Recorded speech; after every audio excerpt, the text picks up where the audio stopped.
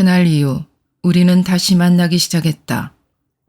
그의 두 눈을 다시 들여다볼 수 있고 그의 음성을 다시 내 귀에 담을 수 있다는 사실이 날 행복하게 했다. 그제서야 나는 만성적 우울증에서 서서히 벗어날 수 있었다. 그러나 난 알고 있었다. 다시 시작된 우리의 만남 저 밑바닥에는 아직도 그 절교 선언이 마치 유효기간이 끝나지 않은 문서처럼 놓여있다는 사실을. 나의 열의에 이끌려 다시 찾아진 만남에 기뻐하면서도 그이는 그때까지도 사랑하는 여자를 가난의 늪으로 끌어들여서는 결코 안 된다는 신념과 확신을 돌이키지 못한 채 괴로워하고 있었다. 애정과 책임감 사이에서 갈피를 잡지 못한 채 깊이 방황하는 그 일을 보면서 절망과 야속함 속에 가슴을 태우는 답답한 시간이 흘러갔다. 서로 명쾌한 해답을 찾지 못해 갈등하고 낙심하는 가운데 우리 모두 눈에 띄게 야위어가고 있었다. 그러던 어느 날이었다. 아버지는 대령으로 진급해서 대구에 있던 제2군 사령부의 관리참모부장으로 근무 중이셨다. 대구와 서울을 오가며 가족들을 돌보시던 어머니가 오랜만에 내가 머물고 있던 이모님 댁으로 올라오셨다. 어머니는 내 여인 모습을 보자 소스라치듯 놀라셨다.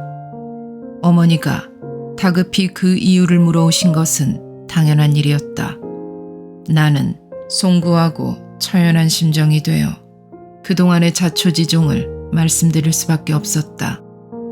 그이가 절교를 선언하고 숨어버렸던 일, 전방에 있는 부대로 찾아갔던 일, 그이의 어려운 가정 형편, 그리고 사랑한다는 이유만으로 한 여자를 무책임하게 그 가난으로 끌어들일 수 없다는 결심, 그리고 내가 아무리 설득해도 그가 마음을 돌리지 못한 채 몸만 상해가고 있다는 사실까지 모든 것을 말씀드렸다. 어머니는 어떻게 그 지경이 되도록 의논 한마디 없었느냐며 혀를 차셨다. 송구스러워 차마 고개를 들 수가 없었다. 사실 어머니에게 말씀을 드리고 의논하고 싶었지만 내 나이가 아직은 결혼이라는 문제를 거론하기에는 너무 일렀다. 특히 맏딸이었기 때문에 부모님의 입장이 어떠실지 조심스러워 감히 용기를 낼 수 없었던 것이다. 그런데 너무도 놀라운 것은 어머니의 말씀이었다. 두 사람이 그 지경이 되도록 어미가 되어 모르고 있었다니 참 기가 막히기는 하다만 널 위해 헤어지겠다는 생각을 다했다니 전중이의 마음고생이 보통 심한 게 아닌 모양이구나. 그렇게 마음 씀씀이가 바른 사람이 너 때문에 일도 못하고 몸이 그렇게 상하고 있다니 정말 큰일이구나. 내 나이가 아직 어려 망설여지기는 하지만 두 사람이 어제 오늘 알게 된 사이도 아니지 않느냐. 본인들 심정이 그 정도라면 지금 정혼을 한다고 해도 크게 문제가 될 것은 없을 것 같은데 어떠냐. 아버님도 전중이를 무척 좋아하시니 한번 의논해보자. 어차피 우리는 때가 되면 너희 두 사람 부부 인연을 맺어주는 것이 어떨까 생각하던 참이었단다. 아버님과 상의해서 그 댁에서도 좋다고만 하시면 정혼을 하도록 하자. 너도 아직 어리고 두 사람이 다 할 일이 많으니 결혼은 나중에 하더라도 이번에 일단 약혼이라도 하면 전중이한테 도움이 될 것 같구나. 약혼이라니 상상도 하지 못한 일이었다. 평소 부모님이 전중이를 몹시 사랑하고 계시다는 것은 잘 알고 있었지만 호감을 갖고 아껴주신다는 것과 사위로 받아들인다는 것은 엄연히 다를 것이라고 생각하고 있었다. 더구나 그의 집안 형편이 그토록 어렵다는 것을 아시고도 흔쾌히 받아주실까 자신할 수 없었다. 또 이화여대는 결혼을 하면 학교를 다닐 수 없는 학칙이 있어서 의과대학은 6년을 다녀야 하는 만큼 결혼은 그저 먼 훗날의 일로만 생각하고 있었다. 그런 중에도 오랜 세월을 두고 깊어져 온 우리 사이를 곁에서 지켜보시면서 어쩌면 부모님도 그분을 미래의 사위로 점찍어두고 계신지도 모른다는 막연한 짐작을 했던 것도 사실이었다. 특히 평소에도 늘 식구보다 더 지극한 정으로 전중이를 반기시고 떨어져 있을 때면 마치 친자식같이 그의 안위를 걱정하시던 어머니에 대해서는 어느 정도의 확신이 있었다. 이따금 그이에 대한 애정이 나보다도 오히려 더 깊어 보이셨기 때문이었다. 그렇다고 그 확신이나 짐작이 나로 하여금 부모님께 결혼 얘기를 섣불리 꺼낼 수 있게 하지는 않았다. 아니, 오히려 그이에 대한 부모님의 그런 신뢰가 나와 그이에게 더 깊은 번민을 주고 있었다. 나와 결혼하겠다고 말씀드리려면 진실로 내 행복을 책임질 수 있는 자격이 있어야 한다고 그는 생각했으리라. 아니, 그이는 오히려 스스로 자신을 무자격자라고 간주하며 괴로워하고 있는 것이다. 그런데 그날 어머니는 서로 사랑하면서도 불확실한 미래 때문에 표류하고 있는 우리의 번민을 쉽게 해결해 주셨다. 그러고 보니 어머니 말씀이 옳았다. 정혼을 하여 우리 관계를 분명히 해둘 수만 있다면 그는 더 이상 방황하지 않아도 될 것 같았다. 어머니 말씀대로 그는 지독히 자존심이 강하고 정직해서 계속 괴로워하며 방황하다가 다시금 나와 헤어지기 위한 방법을 생각해낼 것이 분명했다. 내게는 또 한 가지 마음에 걸리는 일이 있었다. 그는 아버님 어머님이 자신을 받아주실지 아닐지를 걱정하고 있는 것이 아니라 자신은 애초 내 부모님께 그런 청을 해서는 결코 안 되는 사람이라고 굳게 믿고 있었기 때문이었다. 그 생각을 돌리게 하는 일이 쉬울 리가 없었다. 그러자 어머니는 자신이 직접 만나 설득해보겠다고 말씀하셨다. 난 마치 천군마마를 얻은 기분이었다. 그 길로 그의 근무지이던 김포를 향해 달렸다. 그는 그때 막 공수교육을 마치고 공수특전단 작전과에 근무 중이었다. 한시도 지체할 수 없는 이 낭보를 전하고 싶어서였다. 약혼 허락을 하셨다고? 갑작스런 나의 방문에 놀라는 그에게 어머니의 말씀을 전하자 더욱 놀라고 당황해했다. 감사와 경탄, 그리고 곤혹스러움이 교차하던 그때 그의 얼굴을 난 지금도 잊을 수 없다. 우리는 손을 잡고 효창동 이모님 댁으로 달려왔다. 어머니는 이모님과 함께 안방에 앉아 계셨다. 두 분 모두 잔뜩 걱정에 찬 표정이었다. 순자에게 들으니 도저히 이대로 있으면 안 되겠다는 생각이 들어 자네를 좀 보자고 했네. 아버님과 상의를 해서 자네 부모님께도 의논을 드릴 테지만 그런 신변에 관한 일 때문에 더 이상 방황하지 말고 하루속히 일에 전념해야 하지 않겠는가. 우리 순자가 어려도 사람 보는 눈은 있는 아일세. 그만큼 오래전부터 알았고 가깝게 지냈는데 나는 자네를 선택한 이 아이가 잘못 선택했다고는 여기지 않네. 그리고 아버님과 나만 해도 그렇네. 이미 자네를 남으로 생각하지 않은 것이 오래지 않은가. 두 사람이 서로를 그만큼 생각해주고 또 다 능력 있는 사람들인데 헤어지기는 왜 헤어지나. 둘이 열심히 서로 도와야지.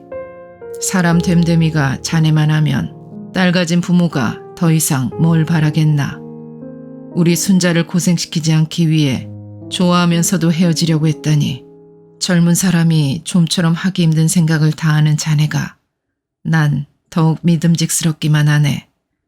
그리고 다시 한번 말해두지만 난 순자를 다른 사람에게 보내고 싶은 마음이 조금도 없으니 이제 다시는 그런 생각일랑 하지 말도록 하게.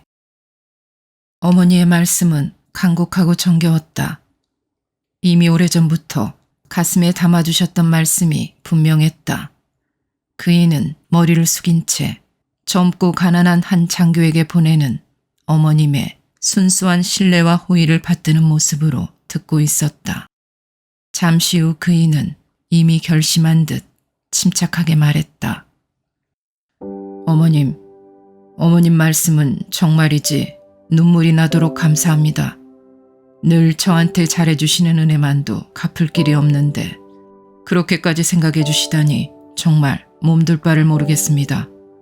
하지만 어머님, 순자에게도 이미 말했지만 저는 도저히 순자의 행복을 책임질 능력이 없는 사람입니다.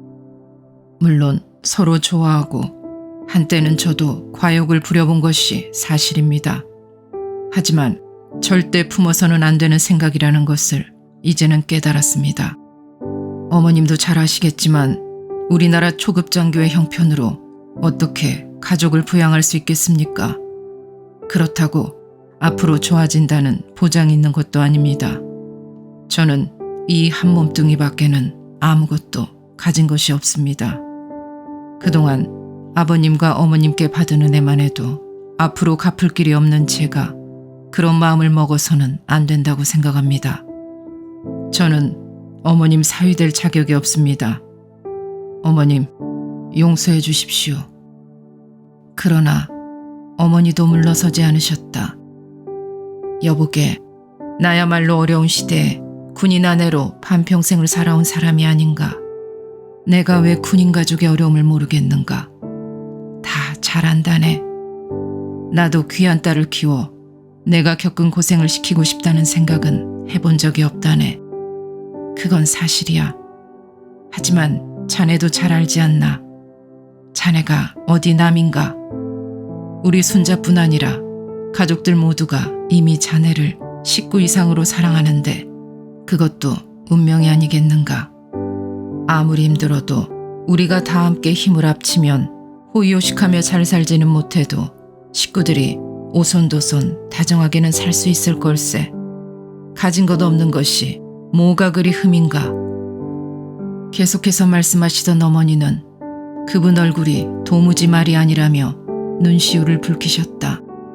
이제는 그만 마음을 잡고 일에 전념하는 것을 봐야 당신도 마음이 편하시겠다는 어머니 곁에서 이모님도 그래, 그렇게 하게, 그래야 도리지 라며 합세하셨다. 마침내 그의 눈에서 소리 없이 눈물이 흘러내렸다. 나에게 절교 편지를 보낸 날 이후 그이는 사랑과 결혼, 가난과 불확실한 미래라는 현실 속에서 끝없이 방황하고 있었다. 자신의 온 존재가 상처투성이가 되도록 마음속의 갈등은 격렬했던 것이다. 그런데 어머니가 그분 상처를 감싸 안으며 자네가 어디 남인가 라며 오히려 정혼을 권유해 오고 계신 것이 아닌가. 그날 그이는 오랜 방황과 번민에서 벗어나게 된 기쁨과 감격을 눈물로써 보여주었다. 어머니와 이모님께 감사의 말씀을 드리고 간신히 내 공부방으로 물러나온 후였다. 그제서야 오랜만에 생기가 돌아온 밝은 얼굴로 그이는 내 손을 잡았다. 우리의 미래는 무에서 유를 창조해 가야 하는 거야. 그 옛날 우리 가족이 만주 허허벌판에서 맨손으로 황무지를 개간하고 폐허 속에서 한 장 한 장 흙벽돌을 쌓아갔단 말이야. 우리가 아무리 노력해도 우리의 터전은 계속 위협받을 텐데 그럴 때마다 포기하지 않고 나와 함께 힘을 합쳐서 헤쳐나갈 수 있겠어? 사실 그 이후 우리의 삶에는 그분의 예견대로 얼마나 많은 삭풍과 폭우가 몰려와 우리를 공격했는지 모른다. 그때마다 우리는 몇 번이고 함께 다시 일어서야만 했다. 그러나 그날 나는 우리의 미래가 진정 어떤 모습으로 다가올지 도무지 알지 못하고 있었다. 다만 그렇게 다짐해오는 그이에게서 예전에 그분다운 투지와 열기가 되살아나는 듯해서 안도감이 느껴졌다. 더구나 사랑하는 그분과의 미래가 눈앞의 현실로 성큼 다가왔다는 믿기지 않는 사실에 깊이 행복했을 뿐이었다.